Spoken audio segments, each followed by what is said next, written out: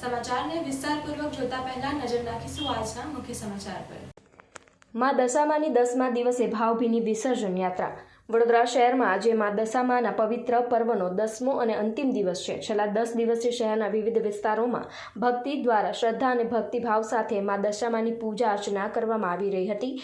આજે 10મા દિવસે માં દશામાની મૂર્તિઓનું ભાવભીની વિસર્જન યાત્રા યોજાઈ હતી।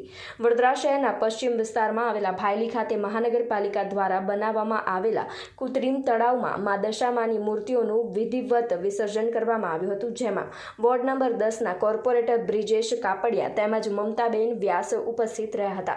રાત્રિ દરમિયાનમાં વિવિધ સોસાયટીઓ અને રહેણાંક વિસ્તારમાંથી ભક્તિમાં દશામાની મૂર્તિઓને શણગારેલી વાહનોમાં લઈને વિસર્જન સ્થળે પહોંચી રહ્યા છે। વિસર્જન યાત્રામાં મોટી સંખ્યામાં ભાવિક ભક્તો જોડાયા છે। ભક્તો દ્વારા ઢોલ નગારાના તાલે અને માં દશામાના જયઘોષ સાથે મૂર્તિઓને વિસર્જન સ્થળે લઈ જવામાં આવી રહી છે। સમગ્ર વિસ્તારમાં ભક્તિમય વાતાવરણ જોવા મળી રહ્યું છે। Reporter Rao Rajput, YNN news, Vadodara.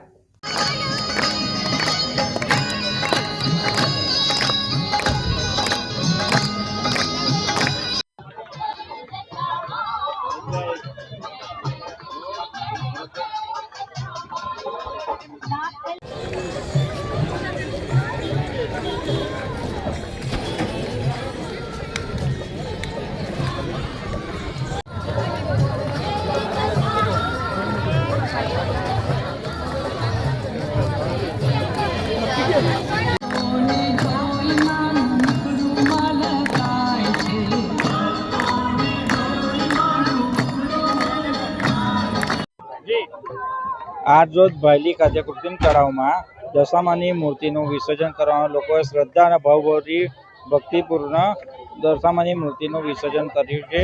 Corporation દ્વારા કૃત્રિમ તળાવનું ખૂબ સુંદર આયોજન કરવામાં આવ્યું છે અને અલગ અલગ કળશ મૂક્યા છે, પીપળા અને ડ્રમ મૂક્યા છે। એમાં અલગ અલગ ફૂલ, હાર જે બી હોય એ સ્વચ્છતાનો સંદેશ આપવા માટે એમાં બધું મૂક્યું છે। એ બદલ કોર્પોરેશનની સમગ્ર ટીમ અને VMCની ટીમે ખૂબ સુંદર આયોજન કર્યું છે। જય Dashama. Subscribe now and press the bell icon. Never miss an update.